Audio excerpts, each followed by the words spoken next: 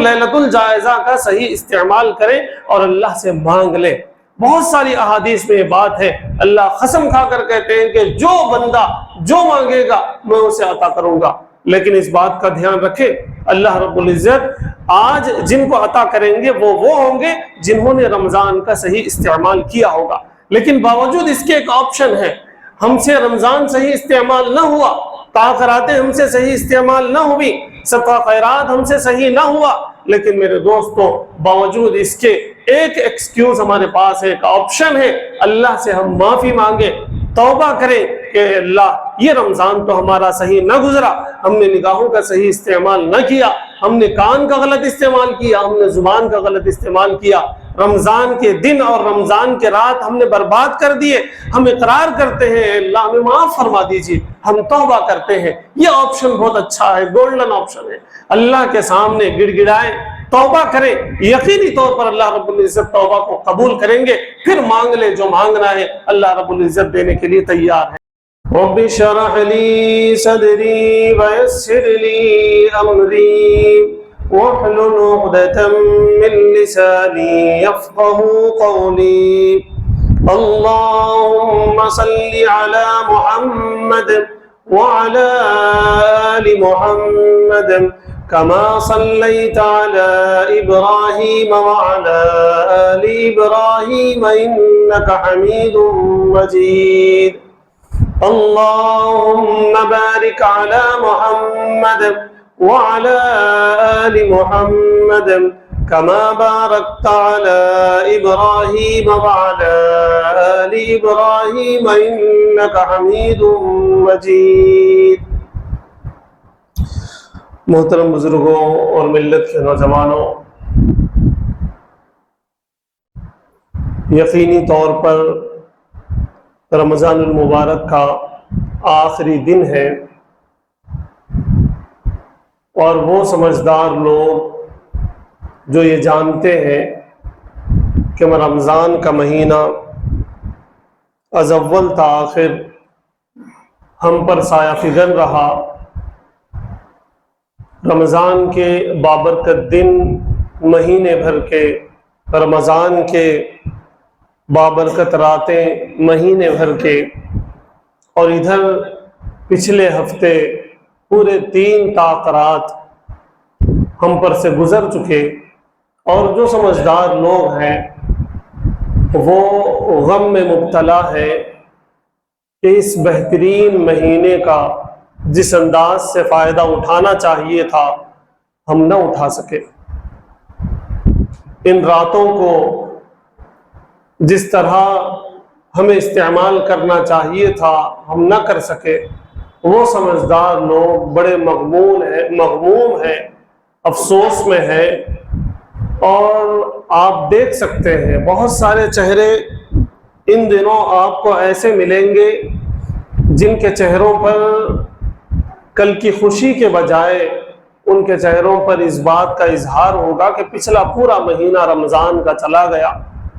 اور ہم نے اللہ کو راضی کرنے میں ہم کامیاب نہ ہو سکے۔ رسول اللہ صلی اللہ علیہ وسلم کے بتائے ہوئے طریقے پر رات اور دن ہم گزار نہ سکے، اس کی ایک افسردگی، نروسنس سمجھدار لوگوں کے چہروں پر ہوگا۔ بلکہ میں آگے بڑھ کر یہ کہوں کہ وہ راتوں کو رو رہے ہوں گے، دن میں بھی تنہائی میں وہ رو رہے ہوں گے کہ ہائے رمضان چلا گیا اور ہم نے اس کا جو فائدہ اٹھانا تھا ہم نے اس کا فائدہ نہ اٹھایا۔ اور میں ان لوگوں کے لیے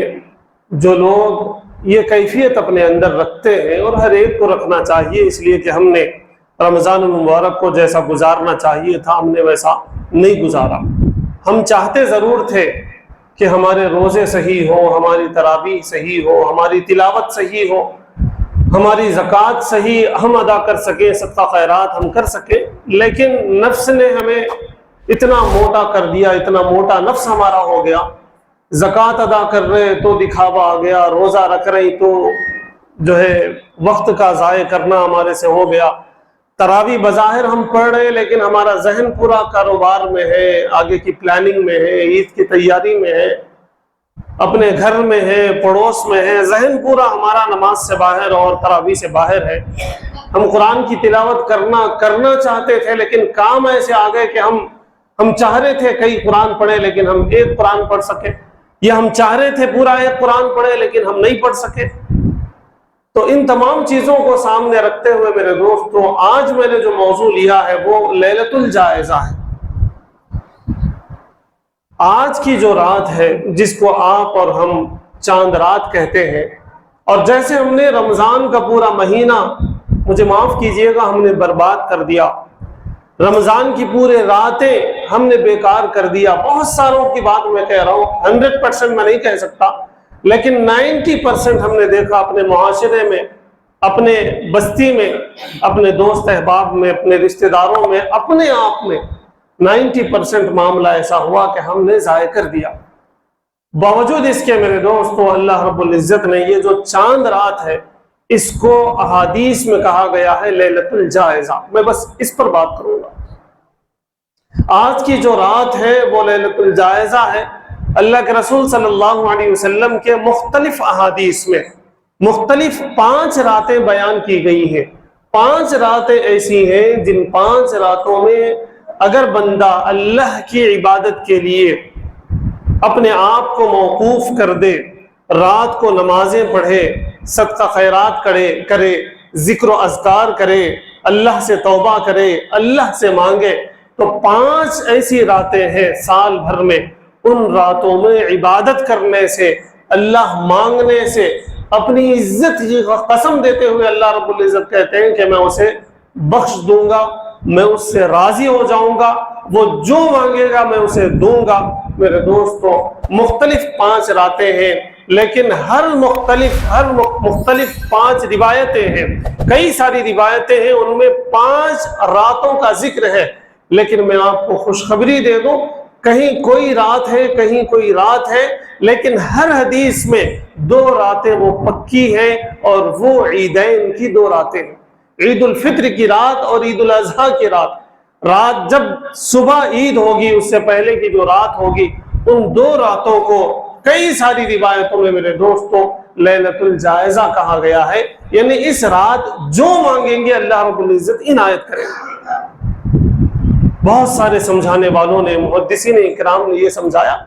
کہ اللہ رب العزت نے مہینہ بھر ہم سے مزدوری کروائی، ہم سے عبادتیں کروائی، ہم سے روزے رکھوائے، صدقہ خیرات کروایا، راتوں کو نفل پڑھوایا، سنت تراویح پڑھوائی، بہت سارے ہمیں صبح اٹھنے کا حکم دیا، ہمیں رات تک، شام تک جو ہے بھوکا رہنے کا حکم دیا. ان تمام چیزوں کی مزدوری اللہ رب العزت نے ہم سے کروائی، انسانوں سے کروائی، اور یہ لیلۃ الجائزہ دیا اور کہا کہ یہ انعام والی رات ہے. آج تمہیں ساری مزدوری ملے گی جتنی تم مطالبہ کرو گے. تم اپنے بچوں کا فیوچر چاہتے ہو وہ ملے گا، تم اپنی اولاد چاہتے ہو وہ ملیں گے، تمہیں نوکری چاہیے وہ ملے گی، روزگار چاہیے وہ ملے گا، تمہیں صحت چاہیے وہ ملے گی، تمہیں میری رضا چاہیے وہ مل جائے گی. اللہ رب العزت میرے دوستو آخری آسمانوں پر یہ ندا لگواتے ہیں، اور راتوں کو بھی ندا لگواتے ہیں، لیکن اس رات میرے دوستو فرشتوں کو فیصلوں کے ساتھ بھیج دیتے ہیں کہ جاؤ، میرے فلاں بندے نے یہ مانگا اسے دے دو، فلاں بندے نے یہ مانگا دے دو، فلاں ابن فلاں نے یہ مانگا دے دو. میرے دوستو آج کی رات کو چاند رات ہم کہتے ہوئے میرے دوستو ہم نے اس رات کو عجیب جو ہے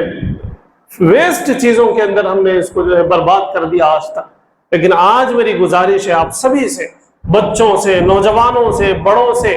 اس لیلۃ الجائزہ والی رات کو اللہ سے لو لگانے کی کوشش کریں. ساری شاپنگ رات سے پہلے کر لیں،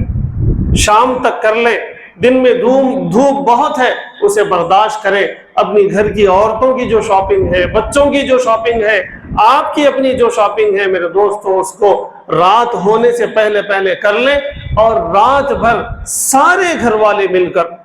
سارے افراد خاندان مل کر اللہ سے لو لگانے کی کوشش کریں اور اللہ سے مانگ لیں. یہ لیلۃ الجائزہ ہر عید کو ہمارے پاس آتی ہے، لیکن افسوس کی بات ہے کہ جیسے چاند نظر آتا ہے، آپ غور کر لیں، اگر آپ نے غور نہ کیا ہو آپ غور کر لیں، دکانوں میں گانے بجنا شروع ہو جاتے ہیں، گھروں میں گانے بجنا شروع ہو جاتے ہیں، لوگ نوجوان بچے گاڑیاں لے کے ایسا نکلتے گویا کہ پتا چلا کہ بھائی جو شیطان قید تھے شاید انہی کے اوپر اب آ کے اتر گئے، ان کے اندر حلول کر گئے، ان کے جسموں میں آ گئے، ایسا معلوم ہوتا ہے۔ آپ دیکھ لیں حجاموں کی دکانوں پر، آپ دیکھ لیں ایسے عجیب عجیب داڑیاں بنانے میں بچے مشغول ہو جاتے ہیں، نوجوان مشغول ہو جاتے ہیں، مہینے بھر ہاتھ نہیں لگائے، لیکن اب جب چاند نظر آ گیا تو جا کے داڑھی بنانے کی کوشش کرتے اور اللہ کے رسول صلی اللہ علیہ وسلم کی سنت کو جو ہے ختم کرنے کی کوشش کرتے۔ اور بہت ساری خرافات ہماری مائیں بہنیں آج جب چاند ابھی دکھا نہیں، اب تو فائنل ہو گیا کہ آج چاند رات ہے، تو بس پلاننگ آج سے شروع ہو گئی، ابھی سے شروع ہو گئی کہ بھائی افطار کرتے ہی کون سی دکان کو جانا ہے، کون سی گلی میں جانا ہے، حیدرآباد جانا ہے، محبوب نگر میں ہی کرنا ہے، شاپنگ کی پلاننگ چلنے لگے۔ میرے دوستو پلاننگ ہمیں کرنی چاہیے اللہ سے مانگنے کی،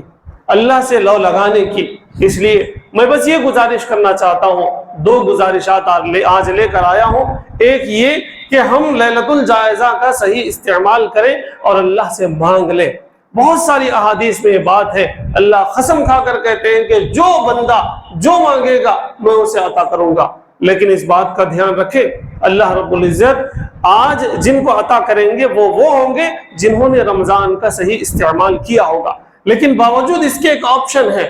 ہم سے رمضان صحیح استعمال نہ ہوا، تاخیراتیں ہم سے صحیح استعمال نہ ہوئی، صدقہ خیرات ہم سے صحیح نہ ہوا، لیکن میرے دوستو باوجود اس کے ایک ایکسکیوز ہمارے پاس ہے، ایک آپشن ہے، اللہ سے ہم معافی مانگیں، توبہ کریں کہ اللہ یہ رمضان تو ہمارا صحیح نہ گزرا، ہم نے نگاہوں کا صحیح استعمال نہ کیا، ہم نے کان کا غلط استعمال کیا، ہم نے زبان کا غلط استعمال کیا، رمضان کے دن اور رمضان کے رات ہم نے برباد کر دیے، ہم اقرار کرتے ہیں اللہ ہمیں معاف فرما دیجیے، ہم توبہ کرتے ہیں۔ یہ آپشن بہت اچھا ہے، گولڈن آپشن ہے، اللہ کے سامنے گڑ گڑائیں، توبہ کریں، یقینی طور پر اللہ رب العزت توبہ کو قبول کریں گے، پھر مانگ لے جو مانگنا ہے، اللہ رب العزت دینے کے لیے تیار ہے۔ یہ میرے دوستو پہلی گزارش ہے، اپنے لیے مانگے، اولاد کے لیے مانگے، والدین کے لیے مانگے۔ والدین نے زندگی بھر ہمارے لیے مانگا ہے، ہمارے لیے محنتیں کی ہیں۔ میرے دوستو والدین کی صحت مانگے،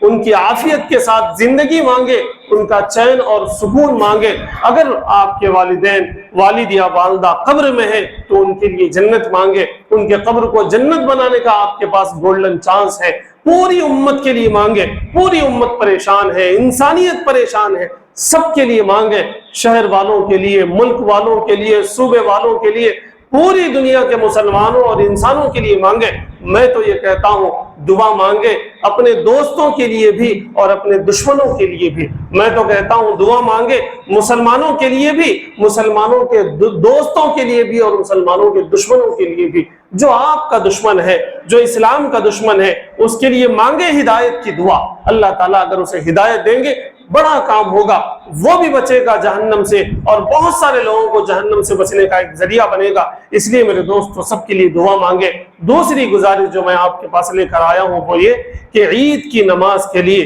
عیدگاہ جانے کا اہتمام کریں۔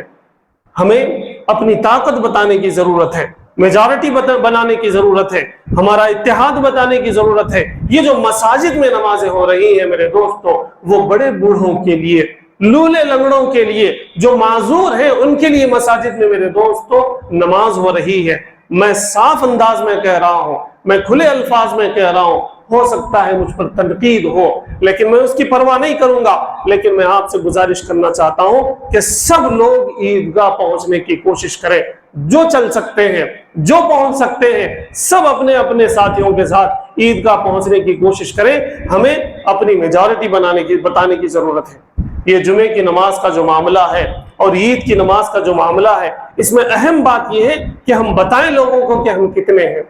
اس کے لیے ہمیں جانے کی ضرورت ہے۔ ایک اور بات کی طرف میں توجہ دلانا چاہتا ہوں، عید کی نماز کو ایک راستے سے جانا اور دوسرے راستے سے واپس آنا یہ سنت ہے۔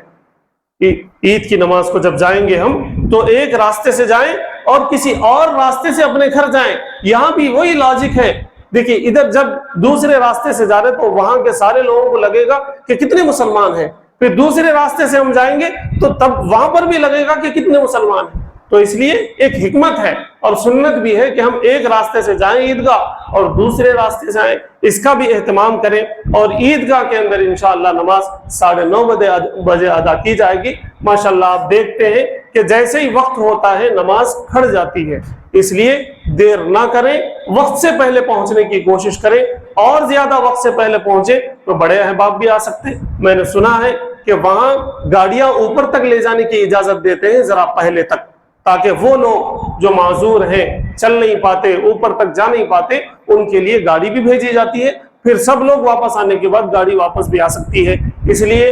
میں نے ایسا سنا ہے، پتہ نہیں بات صحیح ہے نہیں ہے، آپ لوگ تحقیق کر لیں، لیکن سب لوگوں سے گزارش ہے کہ عید کی نماز کو عیدگاہ پہنچنے کی کوشش کریں۔ جو لوگ معذور ہیں وہ محلوں کی مسجد میں پڑھیں، باقی سب سے گزارش ہے کہ عیدگاہ چلیں اور بچوں کو بھی لے چلیں۔ جو زیادہ چھوٹے بچے ہیں بھیڑ کے اندر تھوڑا ان کے لیے پرابلم ہو سکتا، لیکن جو سمجھدار بچے ہیں ان کو بھی لے کر چلے، تاکہ وہ بھی دیکھیں کہ کتنا بڑا مجمع ہے، عید کی کیا کیفیت ہے، بہت ساری چیزیں اس کے اندر مضمر ہیں۔ اس لیے آپ تمام سے گزارش ہے، پہلی چیز یہ کہ آج کی رات ہم اللہ سے لو لگائیں، اپنے بچوں کو بھی دعاؤں کے لیے بٹھائیں، گھروں میں عورتوں کو بھی دعاؤں کے لیے بٹھائیں، خود بھی بیٹھ جائیں، پوری امت کے لیے مانگیں، سب کے لیے مانگیں، اپنے لیے، پراؤں کے لیے، سب کے لیے مانگنے کی کوشش کریں۔ اور دوسری گزارش یہ کہ آپ عیدگاہ پہنچنے کی کوشش کریں۔ اللہ تعالیٰ سے دعا ہے کہ اللہ تعالیٰ ہمارے رمضان المبارک کے تمام روزوں، ہمارے روزوں کو، نمازوں کو، صدقہ خیرات کو، تراویح کو، تلاوت کو، افطار کرانے کو، سحر کرانے کو، اپنے والدین کی خدمت کرنے کو، بچوں پر شفقت کرنے کو، مسجدوں کو آباد کرنے کو، تمام چیزوں کو اللہ رب العزت قبول فرمائے اور آئندہ سال بھر اسی طرح کے نیکیاں کرتے رہنے کی توفیق عطا فرمائے۔ وآخر دعوانا الحمدللہ رب